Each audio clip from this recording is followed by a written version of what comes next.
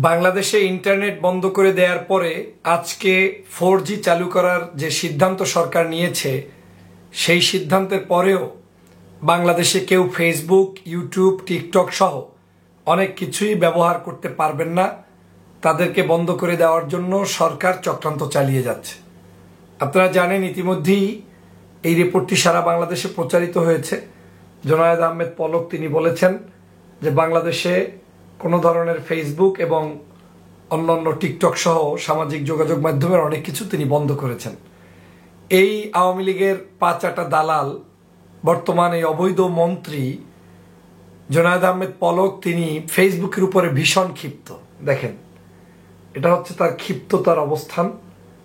তিনি বলছেন যে বাংলাদেশে আওয়ামী লীগ সমর্থিত 50টি পেজ অ্যাকাউন্ট ব্লক করে দিয়েছে ফেসবুক। ক্ষুব্ধ পলকের জিজ্ঞাসা, বাংলাদেশের জন্য কি ভিন্ন পলিসি ফেসবুকের?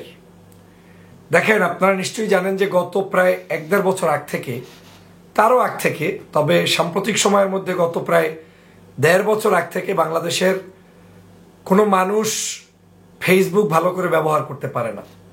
যারা একটু রাজনীতি করে তাদের ফেসবুক বন্ধ করে দেওয়া হয়।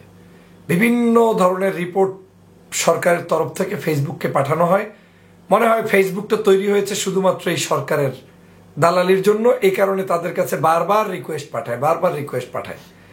কিন্তু ফেসবুক কর্তৃপক্ষ হয়তোবা এত বেশি পরিমাণ ওদের রিকোয়েস্ট পেতে পেতে বিরক্ত বোধ হয়েছে এবং তারা যাচাই করে দেখেছে যে আওয়ামী লীগেরই মূলত কিছু ভুয়া পেজ তৈরি করে বাংলাদেশের গণতন্ত্রকামী মানুষের বিরুদ্ধে কথা বলছে।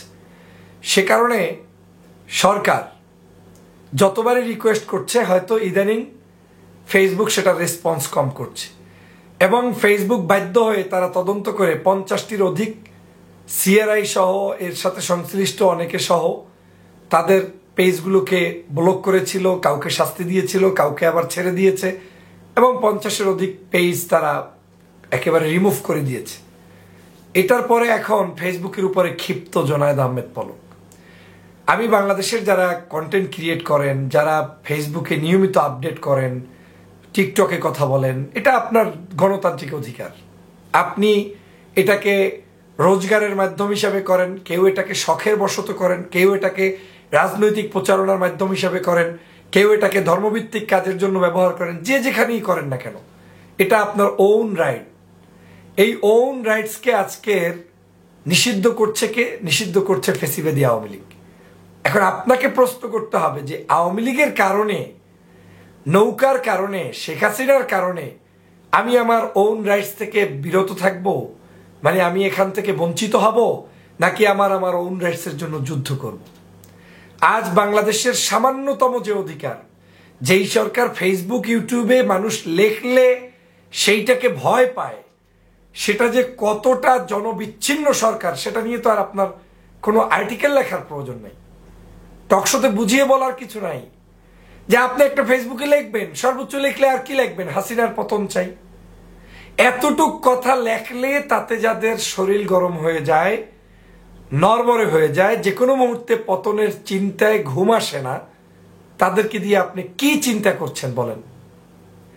বাংলাদেশে একটা শূন্যের উপরে দাঁড়িয়ে আছে ফ্যাসিস্ট শেখ হাসিনা।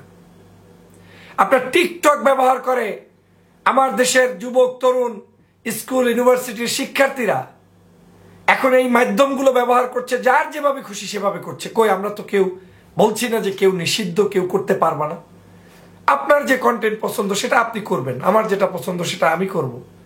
কিন্তু আওয়ামী লীগ সেটা আপনাকে করতে দিবে না। আওয়ামী লীগ বলে দিচ্ছে এই পেজ থাকবে, এই পেজ থাকবে না, এই কথা বলতে পারবা, এই কথা বলতে পারবা না। আর এটা করতে গিয়ে আজকের বাংলাদেশের সমগ্র এই 18 কোটি জনগণকে একটা চাপের মধ্যে ফেলেছে এই ফ্যাসিবাদী শেখ হাসিনা। এখন ধরেন এর মধ্যে 10 কোটি মিনিমাম মানুষ আছে যারা ফেসবুক, ইউটিউব চালায়, এই কোনো না কোনো মাধ্যমে তারা আছে, টিকটক চালায়, কেউ না কেউ কিছু তো করছে। এখন তাদেরকে বন্ধ করে দিতে হবে। আওয়ামী লীগের মামু বাড়ির দাবি যে শুধু আমাদের পেজগুলো রাখবা, আমরা যা বলবো এটা তোমাদের বলতে হবে। এই জন্য মনে হয় এই ফেসবুক তৈরি হয়েছে। কি ভাষায় আমি বলবো, আমি ভাষা খুঁজে পাচ্ছি না। প্রিয় দেশবাসী, সহযোদ্ধা ভাইয়েরা, আপনি এখন সিদ্ধান্ত নিন যে আপনি কি করবেন। আপনি কি এমন একটি সরকার চান যেই সরকার আসলে আপনি আপনার স্বাধীন মতো মত প্রকাশ করতে পারবেন, আপনি আপনার মতো যা ইচ্ছা তাই করবেন, ব্যবসা বাণিজ্য, হাঁটা চলা, রাজনীতিতে আপনি যাকে খুশি তাকে ভোট দিবেন, এটা আপনার ইচ্ছা? এইরকম একটি সরকার চান, না এই জাহিল সরকার চান যেই জাহিল সরকার আপনাকে যেভাবে খুশি সেভাবে ব্যবহার করছে, যা ইচ্ছা তাই করছে, আপনার অধিকারকে ক্ষুণ্ণ করছে? আজকের এই জুনায়েদ আহমেদ পলকদের আগুন ধরে গিয়েছে। সমগ্র মানুষের সাথে মিথ্যাচার করতে করতে করতে করতে নিজেরা নিজের অস্তিত্ব বিলীনের পথে চলে গিয়েছে। যেই মুহূর্তে বাংলাদেশের মানুষ ফেসবুক ব্যবহার করতে পারে না, সেই মুহূর্তে ডলার দিয়ে বুস্ট করে তারপরে পোস্ট মানুষের কাছে পৌঁছানোর চেষ্টা করছে এই পলকরা। ছি, লজ্জা হওয়া উচিত, কারণ মানুষ ওদের পেজের দিক তাকায় না। গতকালকের একটা স্টেটমেন্ট দেখলাম, সম্ভবত গত 2-1 মাসে তারা মানে $30,000 অধিক খরচ করেছে প্রায় এই জুনায়েদ আহমেদ পলক তার নিজের পেজই। এছাড়া আওয়ামী লীগের অন্য অন্য সবাই তো আছেই, মানে তার পক্ষ থেকে যে অ্যাড দেওয়া হয়েছে তাতে $30,000 উপরে। এখন তারা থ্রেড দেয়, মানে ফেসবুককে সবসময় থ্রেডের মধ্যে রাখে যে আপনারা আমাদের কথা শুনবেন না, হয় বন্ধ করে দিব, আপনারা আমাদের কথা শুনবেন না তাই আমরা ইন্টারনেট বন্ধ করে দিয়েছি। দেখেন কি বিভৎস চিত্রের মধ্যে আমরা দিনাতিপাত করছি।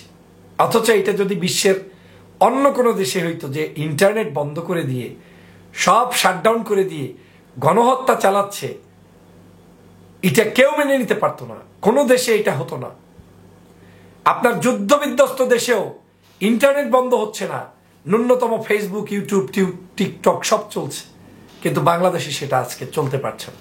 অতএব আমাদেরকে এই ফেসিবাদের কবল থেকে দেশকে রক্ষা করা যেমন আমাদের দায়িত্ব, আমাদেরকে কথা বলতে হবে, আমাদেরকে জাগ্রত হতে হবে, আমাদের তাদের বিরুদ্ধে মাঠে নামতে হবে, আমাদের সবাইকে মিলে কথা বলতে হবে এবং একটা জাতীয় ইস্যুতে পরিণত করতে হবে। এটা শুধুমাত্র আপনার আমার সামান্য কোনো ইস্যু নয়। আপনি একটু নিজে চিন্তা করে দেখেন যে 10টা দিন আপনি যোগাযোগ করতে পারছেন না, কারোর সাথে যোগাযোগ নাই, কথা নাই, পরিবারের কে মারা গেল গেল না, আপনার একটা অনুভূতি প্রকাশ করতে পারছেন না, আপনার ছেলে সন্তানের জন্মদিনের উৎসবটা পর্যন্ত আপনি পোস্ট করে বন্ধুকে জানাতে পারছেন না। তাহলে কি এটা কি ন্যূনতম অধিকার নয়? তাহলে এই ন্যূনতম অধিকার কি কেড়ে নেওয়ার অধিকার এই আওয়ামী লীগের আছে? কেন চুরি করে ক্ষমতায় থাকার জন্য আমার অধিকার কেন তুমি বঞ্চিত করবা?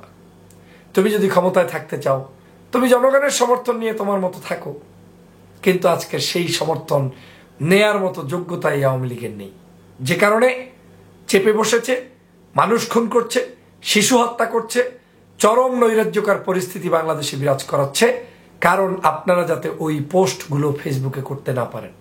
আমি সমগ্র দেশবাসীকে অনুরোধ করব, যখনই যেখানে সুযোগ পাবেন সেখানেই আপনি ঝাঁপিয়ে পড়ে ফেসিবাদের বিরুদ্ধে কণ্ঠ উঁচু করে কথা বলবেন।